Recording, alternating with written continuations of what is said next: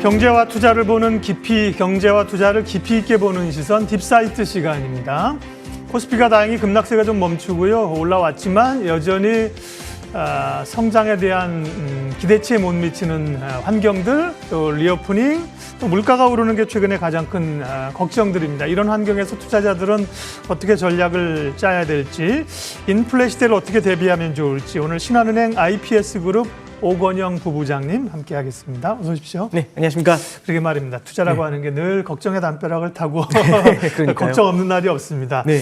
일단은 지금 당면한 문제가 인플레이션에 대한 우려가 커지고 있는 건데요. 이게 공급 사이드에서의 어떤 병목 현상에서 나타나고 있는 인플레이션인데 일시적 우려에 그칠 것이냐, 아니면 또 전 세계 경제를 좀 옥죄는 공포감으로 몰고 갈 것이냐, 어떻게 판단하고 계세요? 일단 첫 번째는 물가에 대해서 페드도 마찬가지로 되게 오판을 했던 부분이 기본적으로 물가 상승에 대해서 바라볼 때 수요 사이드를 굉장히 많이 집중을 했어요. 그렇죠. 예. 그래서 연초에도 얘기했던 게 보복 소비가 되게 강할 것 같다.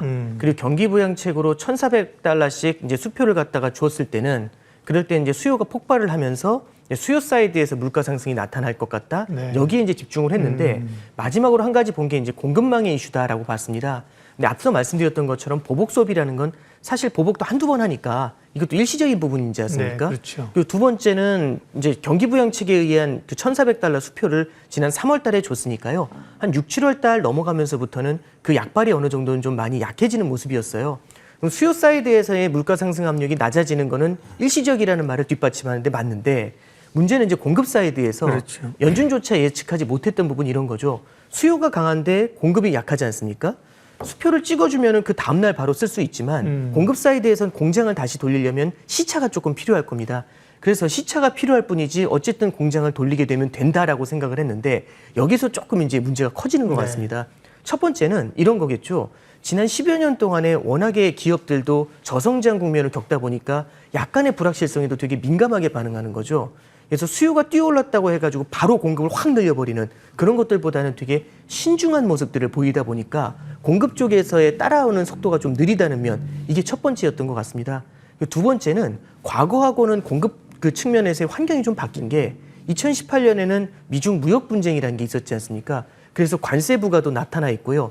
그리고 이제 기술 분쟁이라든지 브렉시트 같은 이슈들도 노동시장에서의 임금 상승하고 좀 상당히 많이 연결이 되고 반도체의 수급 부족으로 연결이 되니까 이 물가 상승이 공급망에서 쉽게 풀리질 않는 겁니다. 그러면 물가 상승세가 생각보다 오래 간다라고 생각이 됐을 때는 사람들에게 기대 인플레이션이 커지게 되면서 단순히 이런 거죠. 2달치 재고를 구하기가 어려웠습니다. 그러면 원래 2달치면 괜찮은데 정상 재고인데 조금 구하기가 어려울 것 같으니까 당분간은 한 4달치를 더 쟁여놓자라는 생각이 들죠. 그러니까 예비적인 수요, 미래 수요를 한꺼번에 땡겨오는 겁니다. 인플레이션을 걱정해서. 그러면은 기업들이 재고를 더 쌓게 되면은 여기서 어떤 문제가 생기냐면 투기적인 수요가 같이 들어오게 되겠죠. 그렇죠. 더 많이 살 거라는 생각에. 이런 것들이 이제 인플레이션을 더 악화일로 쪽으로 밀어넣는 그런 모습이 아닌가 생각합니다. 네. 수요 측면의 물가 상승은 어느 정도는 극복할 수가 있죠. 주던 돈 좀 줄이고 이러면 되는데 공급 측면의 병목 현상은 어려운 거죠. 소위 이제 인플레이션의 물가 상승에 좀 질이 안 좋은, 악성이라고까지 얘기하긴 뭐하지만 좀 질이 안 좋은 거죠. 그래서 인플레이션 우려가 된다는 말씀이시고요. 또 연준도 좀 과소평가한 부분이 있다는 현황 팩트 체크셨습니다. 그러면 이에 대비해서 어쨌든 미국 중앙은행도 그렇고 우리도 그렇고 사실은 우리가 중앙은행 하면 제일 중요한 게 뭘까 싶죠. 사실은 물가 아닙니까? 네, 물가? 그렇습니다. 네. 그래서 이제 인플레이션 우려에 따라서 사실 미국을 제외하고는 우리나라를 포함해서 개도국들은 이미 사실은 금리를 올리기 시작했고 미국은 이제 테이퍼링을 예고한 상태로 가고 있는 건데요. 각국 중앙은행들의 지금의 그런 대비 혹은 전략들은 맞는 건가요?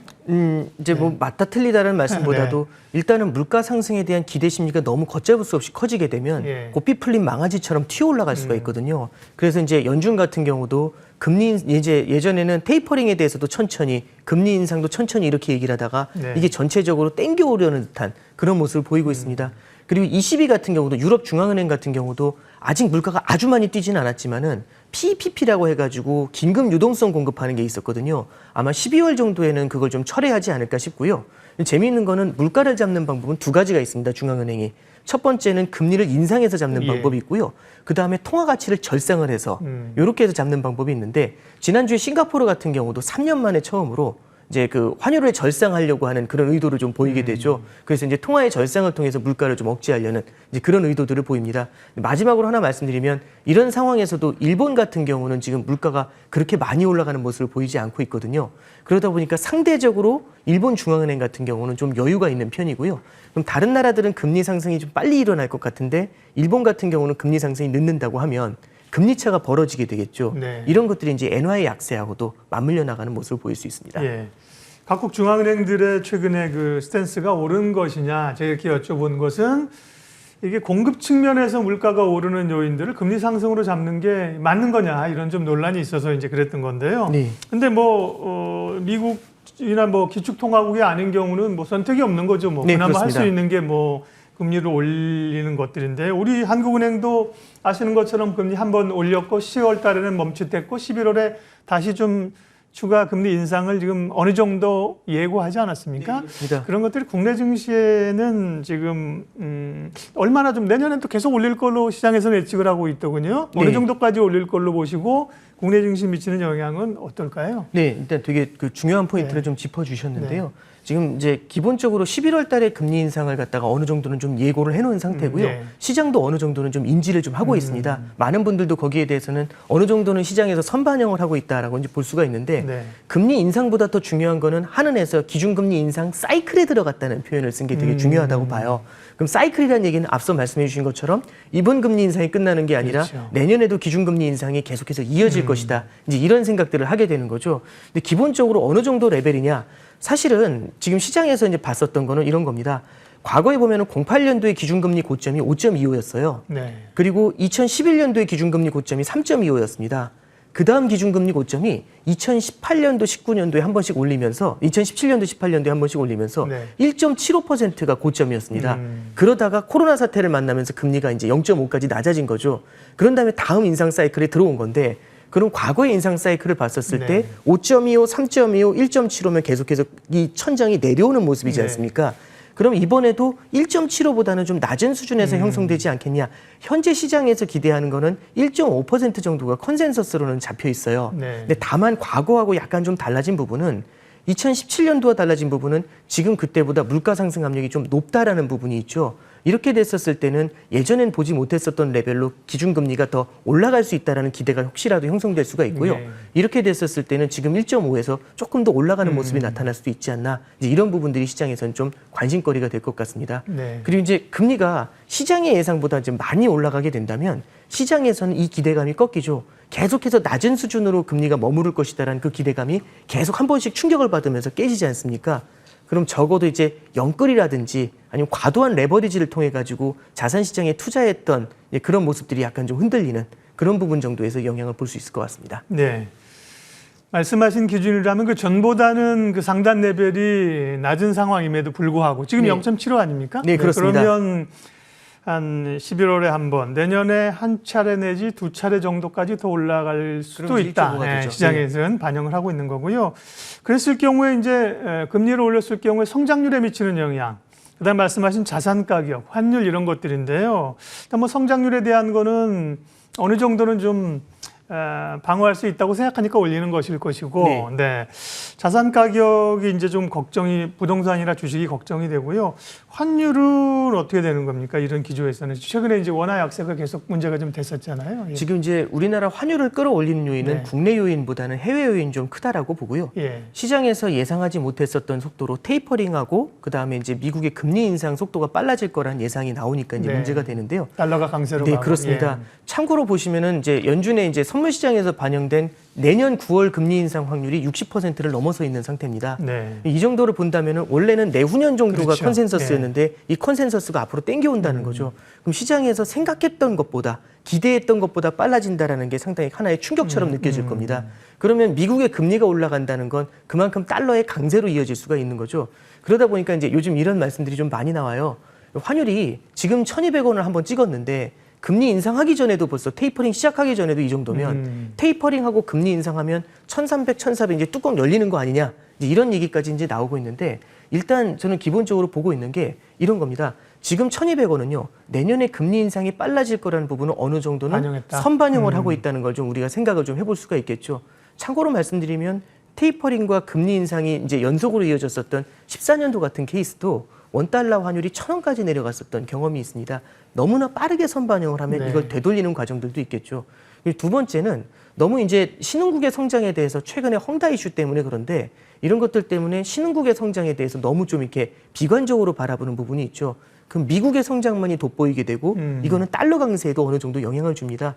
근데 내년 상반기 정도 넘어오면서 신흥국 사이드에서도 백신 보급이 좀 늘어나게 되고 유럽이나 이제 다른 국가들의 성장도 좀 올라오게 되면 이거는 달러 강세를 좀 제어할 수 있고요. 마지막으로 이거는 뭐 이제 과학적인 얘기는 아닙니다만 미국 같은 경우도 이렇게 달러가 계속 강해지는 게 부담스럽습니다. 미국 제조업에도 굉장히 어려운 부분을 주거든요. 예. 수출이 어려워지니까요.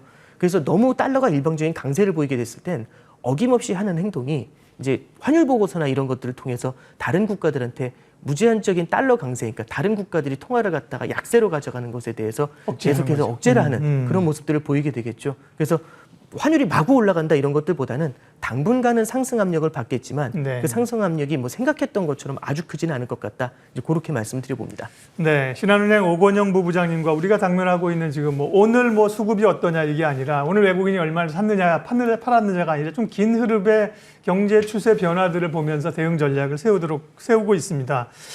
사실 파월 의장 얘기도 하고 싶은데 시간이 없어서. 그러니까 사실 연준이 조금 물가 상승이나 이런 걸 조금 약하게 봤다. 이런 것들을 사실은 기조를 바꾸려면 수장을 갈아치우면 되는데 그렇다고 사실은 갈기도 그렇고 사실 뭐 파월 의장 다음에 또 매파가 올라올 보다 뭐 브레이드나 오더라도 거기도 비둘기고. 네. 네네.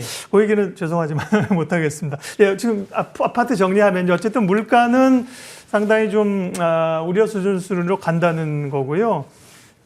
그리고 국내 금리도 전처럼 그렇게 고점은 아니지만 조금 더 올라갈 가능성이 있다. 다만 환율은 어느 정도는 우리가 이제 우리의 체력을 반영했을 때는 급격한 상승 가능성은 적다. 이 정도로 얘기를 하고요. 자, 뭐 전략이 중요한 거니까요. 그러면 이런 지금 말씀하신 환경 변화, 특별히 이제 인플레이션 시대에 소위 이제 부의 시나리오 어떻게 전략을 가져가면서 수익을 방어하고 낼 것이냐 여기에 대한 고민들인데요.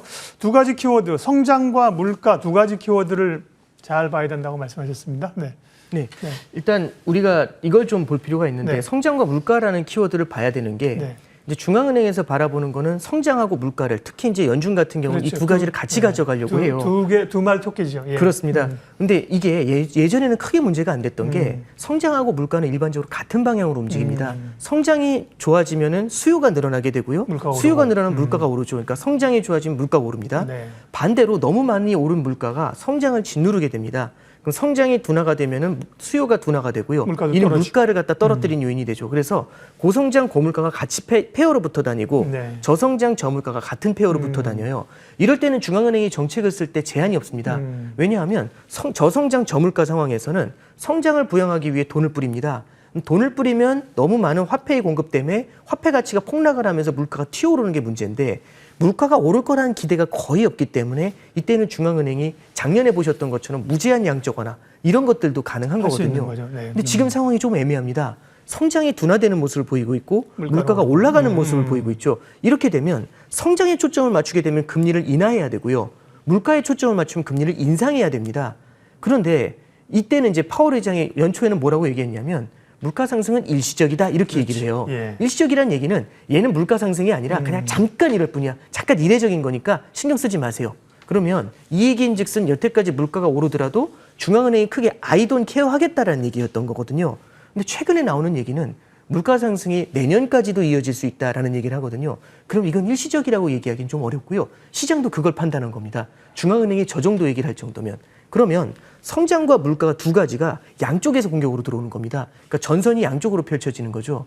그러면 금리를 올리면서 내릴 수는 없으니까 두 개를 동시에 대응할 수는 없고요. 가장 좋은 방법은 한쪽을 먼저 확실하게 제압을 해놓고 다른 쪽을 강하게 밀어붙이는 방법이 있죠. 대표적인 케이스가 물가가 올라가려는 그 기대감이 있으니까 이 기대감을 눌러주는 게 제일 좋은 방법입니다. 성장 물가 중에 먼저 잡아야 되는 전선의 화력을 집중해야 될 거는 물가 쪽이네요. 네, 그렇습니다. 예. 그러다 보니까 이제 테이퍼링의 속도도 예. 사실은 내년 초에 시행한다라고 했는데 두 달이라도 빨리 앞당겨서 시행해야 된다는 얘기가 나오는 거고요. 그다음에 2023년에나 이제 가능할 거라던 기준금리 인상에 대한 시장 기대도 조금씩 땡겨오는 모습들이죠. 그리고 중앙은행이 예전 같은 경우 성장 둔화 모습이 나타나면 어떻게든지 추가적인 유동성 공급에 대한 얘기를 하려고 했는데 최근엔 그런 데에 대해서는 함구를 하고 있습니다. 네. 이런 것들이 이제 물가 사이드에 대해서 신경을 쓴다. 이렇게 이제 우리가 해석할 수 있겠죠. 네. 어렵네요. 그럴 때 이제 정부가 쓰는 게 과거에 뭐 정책의 조합, 뭐 폴리시 믹스라고 이런 거잖아요. 네. 네. 그렇게 해서 이제 두 마리 토끼를 잡기에는 어려운가 보죠, 상황이? 네. 이게 성장을 부양하기 위해서, 그러니까 지금 이제 물가 상승이라는 기대감이 형성이 됐었을 때는 성장 부양을 위해 가지고 돈을 뿌린다거나 정부에서 재정 지출하게 되면 말씀드렸던 것처럼 수요와 공급이 있지 않습니까? 네. 지금 수요는 강해져 있는데 공급이 따라가지 못하는 문제입니다. 근데 경기 부양을 추가로 하게 되면 수요가 더 뛴다는 얘기거든요. 그럼 수요가 뛰는 만큼 물가 상승세가 더 크게 뛰어 올라가게 되는 거죠. 과거하고는 조금 바뀐 모습입니다. 그래서 제일 중요한 거는 물가 상승에 대한 기대를 선제적으로 억제할 필요가 있는 게 현재 상황이라고 볼 수 있을 것 같습니다. 결국은 뭐 계속해서 당면하는 이야기들은 돌면서 물가 쪽 인플레이션으로 갑니다. 우리가 경제 상황 관련해서는 뭐 이슈 돌면 사실 요즘 위드 코로나로 가거든요. 네, 리오프닝으로 그렇죠. 가는 것처럼 경제 쪽에서는 결국 물가 쪽인데 그러면 성장은 조금 속도 조절이 더뎌질 수 있고 물가는 오른다고 하면 투자자들은 어떻게 해야 됩니까? 자산 배분이라든지 시장에 대한 또 주식 시장은 또 어떻게 되는 겁니까? 그러니까 일단은 물가가 오른다는 건 환경이 바뀐다는 거거든요. 여태까지 보지 못했던 환경이 찾아온다는 얘기인데 그냥 쉽게 축구로 말씀드리면은 여태까지 홈 경기만 연속으로 했으면 이제 중동 원정 경기만 남았다는 겁니다. 그러면은 원정 경기 가면 무조건 지느냐? 그건 아니죠. 그럼 기업들별로도 봤었을 때 실제로 실력이 있는 기업들은 중동 원정에서도 이길 수가 있겠죠. 그래서 이제 제가 약간 유치한 축구의 비유를 들어드렸지만 유치하지 않습니다. 결국에는 환경의 변화에 대해서 이런 변화에 이제 적응할 수 있는 기업들이 굉장히 많이 이제 옥석가리기가 많이 될 것 같고요. 저는 투자할 때 되게 중요한 포인트는 이런 것 같습니다. 여태까지는 물가가 계속해서 낮은 수준을 유지한다라는 그런 기대감이 있으니까 무언가 이제 시장이 무너졌었을 때는 언제든지 거대한 유동성이 밀려 들어오면서 경기를 부양해 줄 것이다. 이제 이런 기대감이 되게 강했고요. 그 다음에 금리는 항상 낮은 수준을 유지할 것이다. 이런 기대감이 강했습니다. 근데 지금 물가가 이렇게 올라오고 저는 물론 이 물가가 뭐 이제 아무래도 시간은 좀 길겠지만은 내년 정도에는 잡힐 거라고 예상을 합니다만 이게 또 예측과 달리 더 길어졌었을 때는 생각보다 금리가 빠르게 올라갈 수가 있고요. 그리고 물가 상승에 대해서 여태까지 우리가 생각하진 않았지만 여기에 대한 해칭도 어느 정도는 좀 고민을 해볼 필요가 생겨날 수가 있습니다. 그래서 저는 첫 번째 말씀드리고 싶은 거는 이제 너무 우리가 여태까지 보지 않았었던 부분들에 대해서 경계를 해야 된다는 게 금리가 너무 낮은 수준이 아니라 오를 수 있다는 점에서는 장기 채권에 대해서는 조금 우리가 경계감을 가져야 되는 거고요. 두 번째는 국제유가가 지난해에도 보면 마이너스까지 내려가고 낮은 수준을 유지했었는데 우리가 물가 상승에 대해서 어느 정도는 좀 해칭을 해야 된다고 하면은 원자재라든지 인플레이션을 해치할 수 있는 자산에 대해서도 우리가 좀 바라봐야 된다는 거고 세 번째는 우리는 항상 그런 생각을 합니다. 주식 채권 나눠놓으면 되지 이걸 분산 투자로 생각하는데 지난주 지지난주 아마 보셔서 아시겠지만 주식이 깨지면서 금리가 뛰니까 주식 채권이 동시에 깨지는 걸 보셨습니다. 그래서 이 포트폴리오에 우리가 인플레이션 해치 자산 하나 끼워야 된다는 것 이 정도로 하나 말씀드리고요. 그리고 이제 너무 이제 이 분산 투자에 대한 말씀드리고 물가에 대한 경계감만 말씀을 드렸는데 중동 원정 가서도 잘할 수 있는 부분 중에는 낙관론이라는 것도 있을 수 있죠. 이제 제임스 블라드라고요. 페드의 그 지역은행 총재가 한 분이 있는데 그분이 얘기한 부분에 대해서 저도 상당 부분 좀 공감하는 부분이 있어요. 지금 성장이 둔화되고 물가가 뛰지 않습니까? 근데 성장의 둔화에 대해서 해석하는 것, 이거는 결국에는 델타 변이의 영향이 굉장히 크다라는 부분을 좀 강조를 했었습니다. 그러면 델타 변이의 영향 때문에 성장이 둔화가 되는데 만약 그럼 델타 변이의 영향이 사라지게 됐었을 때는 미국에서도 다시 한번 새로운 보복 소비 형태의 성장이 올라올 수가 있겠죠. 그리고 아직은 계류가 돼 있지만은 미국에서도 인프라 투자에 대한 추가 부양에 대한 기대감은 아직 형성이 돼 있습니다. 그러니까 물가가 지금 굉장히 뛰고 있지만 뛰는 물가에도 불구하고 이 정도의 물가 상승세를 넘어설 수 있는 그런 강한 성장에 대한 기대감들 이런 것들은 좀 우리가 가지고 좀 볼 필요가 있지 않나 그렇게 좀 말씀드려봅니다. 교과서에서 배운 것들을 뭐 적용하기가 참 어려운 그런 시대입니다. 일방적으로 가기 어려운 전반적으로는 물가 상승에 좀 대비하는 원정 경기 가서 사실은 4대 0으로 이기려고 하면 안 되는 거잖아요. 우리가 실력이 좀 이기는 하더라도 근소하게 이거나 혹은 뭐 지지 않으려는 전략으로 그게 이제 물가 상승 해칭이니까 에너지에 대한 관심도 좀 가질 필요가 있고 그러면서 또 한편으로는 환경이 달라졌을 때 소비가 좋아질 측면도 위드 코로나도 대비해야 된다. 네, 그렇습니다. 어려운데요. 그러니까 결국에는 국면이 네. 고성장 고물가도 있지만 네. 저성장 고물가도 있겠죠. 네. 이 두 가지 사이에서 왔다 갔다 하는 걸 갖다가 이 환경의 변화를 좀 우리가 눈여겨볼 필요가 있다. 이제 이렇게 볼 수 있을 것 같습니다. 예. 앞서 질문 가운데 좀 못 여쭤본 게 이제 뒷부분에 시간이 없으면 가장 중요한 걸 못 듣는 경우가 많아서요. 전략을 먼저 들어봤고 앞에 좀 빼놓은 가운데 이제 중국 이슈 이제 네. 헝다그룹이나 중국의 성장률 둔화, 그다음에 시진핑 주석의 장기 집권, 미중 간의 갈등, 또 미국과 뭐 대만 간의 곧 뭐 충돌이 일어날 수도 있을 것 같은 불안감도 펼쳐지고 있는데요. 중국의 최근의 변화에 대해서는 투자자 입장에서는 어떻게 봐야 될까요? 지금 이제 중국 헝다 사태라는 건요. 네. 기본적으로 중국의 성장을 갖다 이끌어낸 건 결국에는 이제 우리는 땅 파기라는 표현까지도 쓰지만 결국에는 인프라 투자나 부동산을 중심으로 한 성장을 통해 가지고 GDP 성장률을 좀 탄탄하게 유지를 했었습니다. 그게 사실 제일 그 빠른 성장의 방법이잖아요. 그렇습니다. 가급 효과가 크고. 네. 근데 이제 부채도 많이 늘어날 뿐만 아니라 생산성이 굉장히 떨어지는 문제가 있죠. 그러다 보니까 이 성장에 대해서는 중국 당국에서도 너무 높아진 부채 때문에 경계감을 강하게 가지는 것 같고요. 이제는 죄어야 된다라는 생각을 가지고 있는 것 같습니다. 그러면 이건 이제 어떤 영향을 미치게 되냐면은 중국의 성장을 기본적으로 강하게 이끌었었던 투자라는 섹터가 위축이 되는 거거든요. 어느 나라나 성장은 소비와 투자와 수출을 통해 성장을 합니다. 그런데 예를 들어서 수출 같은 경우는 정부가 원한다고 해서 늘어나는 게 아니죠. 네. 다른 나라의 수요가 늘어나야지 수출이 되는 거지 않습니까? 수출 늘립시다. 이건 쉽지는 않고요. 그럼 소비를 늘립시다라고 해도 소비라는 것 자체도 아무래도 경기가 둔화되어 있으면 약간의 경기 부양책에도 움직이지 않는 모습이죠. 가장 쉬운 건 투자를 통해서 움직이는 게 쉬웠는데 이 투자가 좀 어려워진 겁니다. 그러면 땅 파기 투자가 어려우면은 다른 기술 쪽에서의 투자를 만들어내야 되는데 기술 투자도 지금 미중 기술 분쟁에 묶여 있지 않습니까? 예. 그럼 우리가 바라봐야 되는 건 딱 하나가 있는데 그건 뭐냐면은 중국이 소비 사이드에서 어떤 형태의 성장률을 만들어낼 건가고요.